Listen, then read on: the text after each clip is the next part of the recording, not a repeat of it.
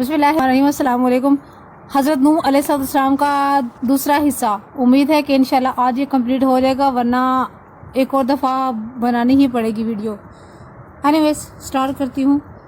तो हुआ यूँ कि जब इनकी कौम के लोग हज़रत नूह अलैहिस्सलाम की बनाई हुई कश्ती के पास से गुजरते, जब ये काम कर रहे होते थे, तो उस वक्त लोग कहा करते थे, अरे ये क्या नूह, क्या तुमने बढ़ई का काम शुरू कर दिया है। वो लोग हंसते और आगे बढ़ जाते। तो हज़रत नूह अलैहिस्सलाम आगे से फरमाते, अभी तुम्हारा वक्त है, तुम लोग हंस लो, कल को मैं हंसूंगा तुम लोगों पर। अच्छा फिर क्या हुआ?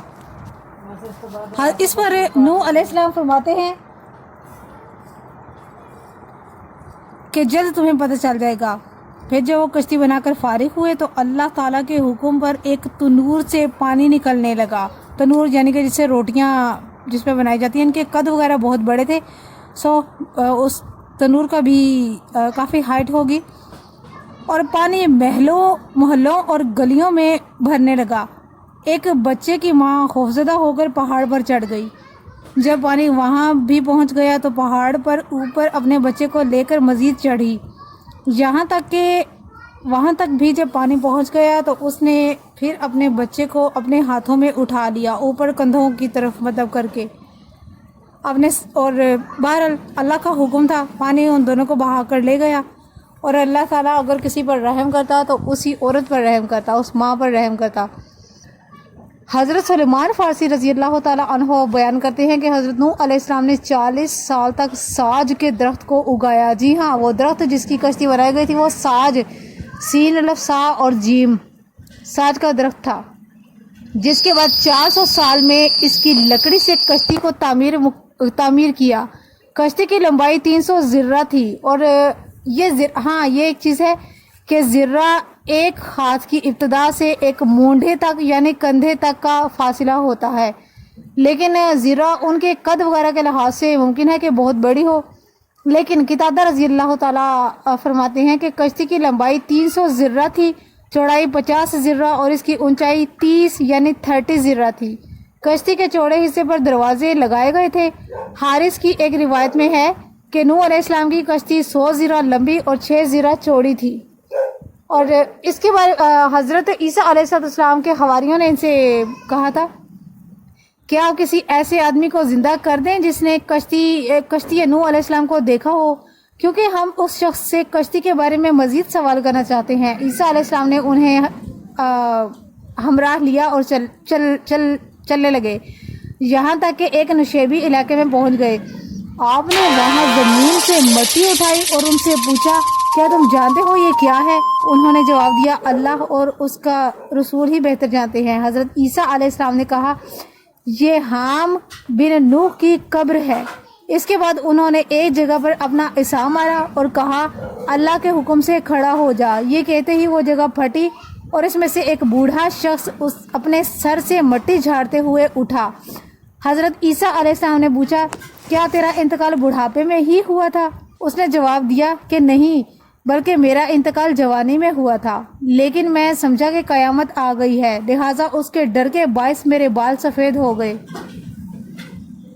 चंद उलमा का कहना है कि कश्ती की लंबाई 1200 ज़िर्रा और चौड़ाई 6 ज़िर्रा थी। कश्ती की 3 मंजिल थी, एक मंजिल में जानवर, दूसरे में इंसान और तीसरे में परिंदे रखे गए थे। एक अहम बात यह है कि जब कश्ती में जानवरों की गिलाजत बहुत हो गई तो अल्लाह ताला ने हज़रत नूह अलैहिस्सलाम को हुक्म दिया कि वो हाथी की दुम को हिलाएं। लिहाजा हस्बे हुक्म जब उन्होंने हाथी की दुम को हिलाया तो इसमें से खंजीर झड़कर गिर पड़े। उन्होंने तमाम गंदगी चाट कर साफ कर दी। जब चूहों ने तबाही फैलाई तो अल्लाह ताला ने हुक्म दिया कि शेर की 2 आंखों के दरमियान एक ज़रब लगाए, यानी एक चोट मारना जिसे कहते हैं ना, कोई चीज़ ठोकरा मारना, वो लगाए। जब हज़रत नूह अलैहिस्सलाम ने ऐसा ही किया तो शेर के मुंह से बिल्ली और बिल्ला मेल और फीमेल दोनों झड़े। उन्होंने चूहों का काम तमाम कर दिया।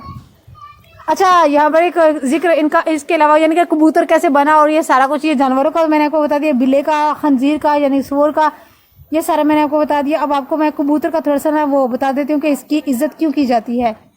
تو چند لوگوں نے حضرت عیسیٰ علیہ السلام سے دریافت کیا حضرت نوح علیہ السلام کو کس طرح پتہ چلا کہ تمام شہر پانی میں غرق ہو گئے ہیں.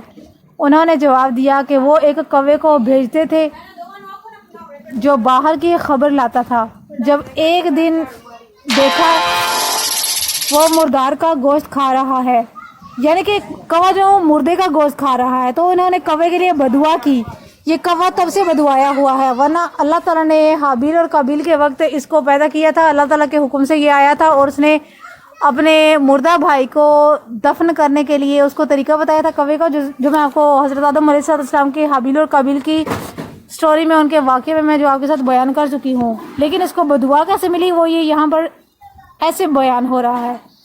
اسی لیے کوا آج تک گھر اور انسانوں سے مانوس نہیں ہوا، یعنی وہ ہم پر اعتبار نہیں کر سکتا.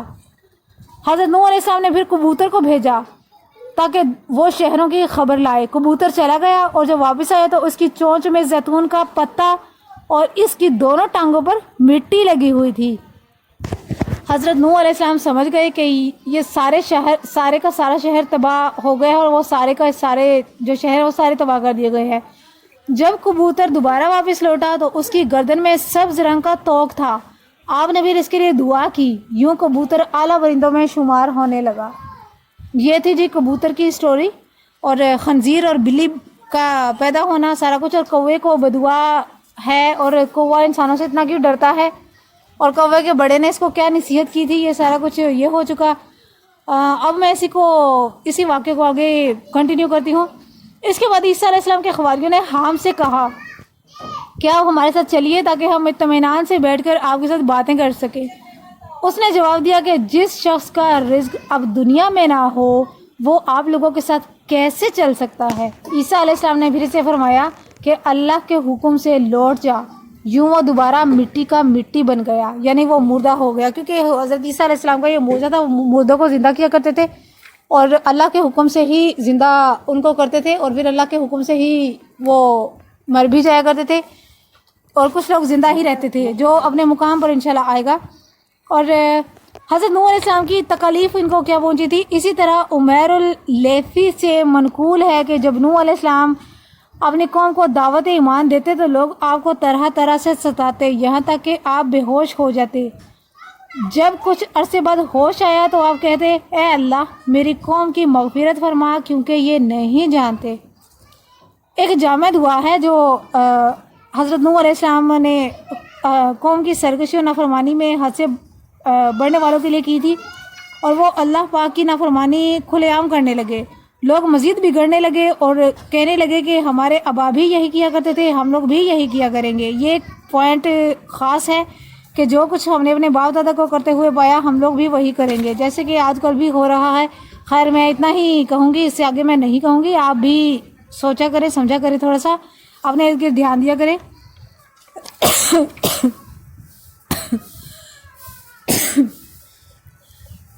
قرآن مجید میں اسے یوں بیان کیا گیا ہے کہ اے اللہ میں نے اپنی قوم کو دن رات دعوت دی مگر اس کے باعث وہ مجھ سے بھاگنے لگے. اسی طرح ایک اور دعا کی، اے اللہ زمین پر کسی بھی کافر کو نہ چھوڑ کیونکہ یہ سارے انسانوں کو گمراہ کر دیں گے اور ان سے مزید فاسق اور کافر لوگ پیدا ہوں گے اور اس طرح ان کی نسلیں آگے بڑھیں گی. اور آگے آتا ہے کہ اللہ پاک نے انہیں ایک کشتی بنانے کا حکم جب دیا تھا تو اس بارے میں بھی قرآنی آیات موجود ہیں. تو کفار لوگ اسی طرح ان کے ساتھ مسخرے کیا کرتے تھے، تمسخر کیا کرتے تھے ان کے ساتھ. حضرت نوح علیہ السلام رب کائنات کا حکم ملتے ہی کشتی کی تیاری پر لگ گئے تھے. جب لوگ ان کے ارد گرد ان کے پاس سے گزرتے تو کہتے تھے کہ آپ نے بڑھئیوں کا کام کب سے شروع کر دیا ہے، یعنی کہ وہ ہماری زبان میں ترخان کہتے ہیں اس کو، لکڑی سے بنانے والے سامان کو جو شخص بناتا ہے. تو یہودی علماء کا یہاں پر بیان ہے کہ اللہ تعالیٰ نے حضرت نوح علیہ السلام کو ساج درخت کی لکڑی سے کشتی تیار کرنے کا حکم دیا. اس پر اندر باہر سے تار کول کا لیپ کرنے کا کہا، اور یہ حکم بھی دیا کہ اس کی لمبائی 80 ذرہ اور چوڑائی 50 ذرہ اور اونچائی 30 ذرہ رکھی جائے. یہ اللہ تعالیٰ کی بتائی ہوئی پیمائش ہے بقول یہودی علماء. اس میں 3 منزلوں ہوں اور روشن دان بھی ہوں۔ جب اللہ کے حکم کے مطابق کشتی تیار ہو گئی تو حکم ملا کہ اس میں ہر زندہ جوڑے کے 2 جوڑے سوار کرو اور ان دونوں کو بھی سوار کرو جو اللہ تعالیٰ پر ایمان لائے، یعنی کہ ان لوگوں کو بھی سوار کرو۔ حضرت نوح علیہ السلام کو پھر حکم دیا جب تنور سے پانی نکلتا دیکھیں تو کشتی پر سوار ہو جائے۔ آپ نے یوں ہی کیا۔ تو رات کی روایت ہے کہ کشتی میں کل 10 انسان اور باقی سب جانور تھے۔ ریان جو کہ آپ کا بیٹا تھا اپنے کفر کے باعث سے سوار نہ ہو سکا اور مار دیا گیا۔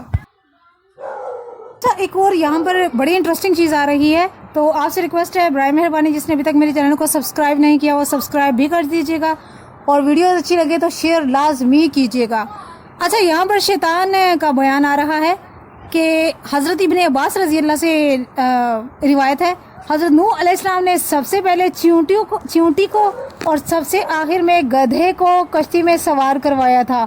اس دوران شیطان گدھے کی دم سے چمٹ گیا اور اس نے گدھے کو اندر جانے سے روکے رکھا۔ یہ دیکھ کر حضرت نوح علیہ السلام نے گدھے کو مخاطب کر کے فرمایا، تو داخل ہو جا، اگرچہ تیرے ساتھ ابلیس ہی کیوں نہ ہو۔ جب شیطان نے یہ سنا تو گدھے کو چھوڑ کر خود بھی گدھے کے ساتھ اندر داخل ہو گیا، یعنی کہ شیطان کو بہانہ بھی مل گیا تھا اس کے ساتھ شیطان ہی، جیسے میں آپ کو بھی بتا چکی ہوں، لیکن یہ شیطان ڈر رہا تھا کہ یہ کہیں ایسا نہ پڑ دے، اور گدھے کی وفاداری یہ کہ گدھا داخل نہیں ہو رہا تھا کیونکہ اس کو پتا تھا کہ میری دم کے ساتھ شیطان چپکا ہوا ہے اور وہ داخل نہیں ہو رہا تھا۔ لیکن حضرت نوح علیہ السلام نے اسے بری کر دیا کہ گدھے کو اندر کرنا ہے، یعنی کہ کشتی میں سوار کرنا ہے، ساتھ بے شک تیرے شیطان ہی کیوں نہ ہو، کیونکہ شیطان نے قیامت تک رہنا ہے، ہم سب جانتے ہیں۔ بہرحال مین جو مقصد ہے وہ یہ ہے کہ شیطان کو بہانا چاہیے تھا اور وہ بھی گھس گیا، اور گدھے کی وفاداری یہ کہ وہ اندر نہیں آ رہا تھا کشتی کے اندر کیونکہ اس کو پتا تھا کہ میرے ساتھ شیطان چپکا ہوا ہے۔ سبحان اللہ، اللہ تعالیٰ کی قدرت کہ یہ جانور بھی۔ خیر، حضرت نوح علیہ السلام نے اسے دیکھا تو پوچھا کہ تجھے کس نے سوار کیا، یعنی شیطان کو۔ اے اللہ کے دشمن، نکل جا کشتی سے۔ شیطان نے کہا اب اس کے سوا کوئی چارہ کار نہیں کہ مجھے بھی اپنے ساتھ کشتی پر سوار کر لے۔ یوں ابلیس بھی کشتی پر سوار ہو گیا۔ اچھا، ابھی نوح علیہ السلام کے بیٹے کے ڈوب جانے کا بیان آ رہا ہے۔ کشتی پر جب نوح علیہ السلام سوار ہو گئے تو انہوں نے اپنے ساتھ تمام حیوانوں اور ایمان والوں کو لے لیا۔ جلد ہی آسمان کے دروازے کھول دیے گئے جیسے اللہ تعالیٰ نے قرآن شریف میں فرمایا ہے، پھر ہم نے بکثرت برسنے والے پانی سے آسمان کے دروازے کھول دیے اور زمین سے چشمے بہا دیے، پھر دونوں جانب کا پانی مل جل کر اس قوم کے لیے جمع ہو گیا جو اس کا مقدور بن چکا تھا۔ یوں حضرت نوح علیہ السلام اور ان کے ساتھی کشتی میں داخل ہو گئے اور اسے اوپر سے ڈھک دیا گیا۔ اس کے بعد 40 دن اور 40 راتوں تک اتنا پانی برسا کہ اس نے کشتی کو اوپر اٹھا لیا اور اپنے ساتھ بہا کر لے گیا۔ یہ واقعہ قرآن کریم میں بھی بیان ہے، یعنی اور ہم نے حضرت نوح کو تختوں اور کیلوں والی کشتی پر سوار کیا۔ وہ کشتی ہماری حفاظت اور ہماری نگرانی میں چلتی تھی، یعنی جس کو اللہ تعالیٰ کا ہاتھ ہو اسے اور کیا چاہیے۔ یہ اس شخص کا بدلہ لینے کے لیے کیا گیا تھا جس کی بے قدری کی گئی تھی۔ دوران طوفان حضرت نوح علیہ السلام نے اپنے فرزند کو پکار کر کہا کہ تو بھی سوار ہو جا۔ اس نے کفر پر اصرار کیا اور دعویٰ کیا کہ وہ پہاڑ پر چڑھ جائے گا جو اسے بچا لے گا۔ اس پر حضرت نوح علیہ السلام نے اس سے کہا آج تجھے کوئی نہیں بچانے والا سوائے اس کے جس پر اللہ رحم کرے۔ اسی دوران ایک لہر اسے اپنے ساتھ بہا کر لے گئی اور وہ غرق ہو گیا۔ اچھا، طوفان کی لہروں کے بارے میں آپ کو بتاتی ہوں کہ پانی کی موجیں اتنی شدید تھیں کہ پانی پہاڑوں سے تقریباً 15 ذرہ اونچا ہو گیا اور ہر زندہ چیز کو ہلاک کر دیا، ان کے سوائے ان کے جو حضرت نوح علیہ السلام کے ساتھ کشتی میں سوار تھے۔ اچھا، ایک شخص کا یہاں پر میں آپ کو بتاتی ہوں کہ یہ وہ انسان تھا، ہم اسے پیغمبر، ولی یا کچھ اور درجہ نہیں دے سکتے، لیکن اس نے کیا کیا اور یہ کیسے بچ گیا یہ میری بھی سمجھ سے بالاتر ہے، کیونکہ میں نے پہلی دفعہ جو ہے یہ سنا ہے، پڑھا ہے۔ خیر، میں نے پڑھا ہے، میرے پاس الحمدللہ موجود ہے، میں نے یہ فرسٹ ٹائم پڑھا ہے۔ ایک شخص بچ گیا، وہ کیسے کیوں بچا یہ میں آپ کو بتاتی ہوں۔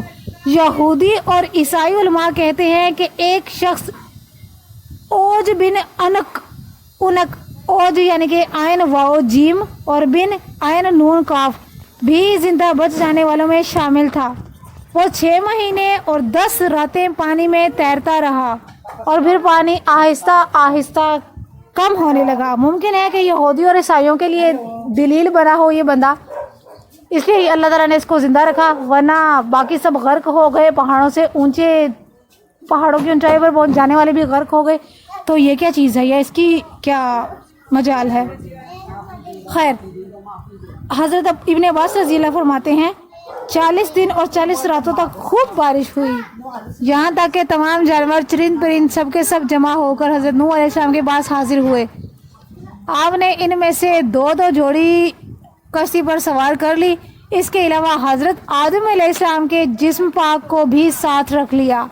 آپ کا جسم اتنا بڑا تھا کہ اسے عورتوں اور مردوں کے درمیان پردے کی شکل میں حائل کر دیا۔ اچھا، ایک اور چیز، کشتی نے سفر کہاں کیا؟ حضرت نوح علیہ السلام اور ان کے پیروکار کشتی پر سوار ہوئے اور 10 محرم یعنی یوم عاشورہ کشتی سے نیچے اترے۔ اسی لیے آج تک لوگ اس دن کا روزہ رکھتے ہیں۔ کہا جاتا ہے کہ طوفان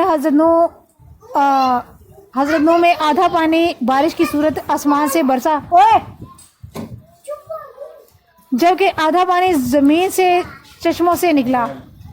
کشتی نوح 6 مہینوں تک سواروں کو لے کر زمین کے چکر لگاتی رہی، یہاں تک کہ 7 ماہ بعد جودی پہاڑ پر جا کر لٹک گئی، جو ارض موصل میں واقع ہے۔ جب کشتی پہاڑ پر لٹک گئی تو اللہ تعالیٰ نے زمین کو حکم دیا کہ جو پانی زمین سے نکلا ہے اسے اپنے اندر سما لے، اور آسمان کو بارش کے تھمنے کا حکم دے دیا۔ یوں پانی کم ہو گیا۔ آسمان سے نازل کردہ پانی آج سمندروں کی صورت میں موجود ہے، اور صرف خشمی کے علاقے میں 40 سال تک پانی رکا رہا اور پھر رفتہ رفتہ زمین میں جذب ہو گیا۔ اچھا، ایک اور چیز، خشمی شام کی ایک بستی ہے۔ تنور کا واقعہ یہ ہے کہ پانی جس تنور سے نکلا وہ پتھر کا تھا، اور یہ اماں ہوا کا تنور تھا جو حضرت نوح علیہ السلام کے زمانے تک قائم رہا۔ یعقوب بن ابراہیم سے بھی یہی پتہ چلا ہے، لیکن اس سلسلے میں اختلاف ہے کہ یہ تنور کس علاقے میں تھا۔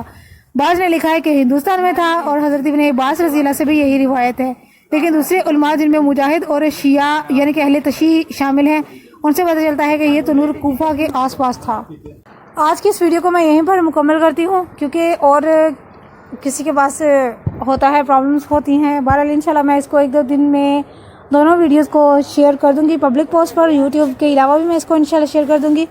تو برائے مہربانی صدقہ جاریہ کی نیت سے اس انٹرسٹنگ انفارمیشن کو جو اس سے پہلے آج تک کسی کے پاس نہیں پہنچتی، زیادہ سے زیادہ شیئر کیجیے گا، اور اس نے ابھی تک میری چینل کو سبسکرائب نہیں کیا، سبسکرائب بھی کر لیجیے گا۔ جزاک اللہ خیر۔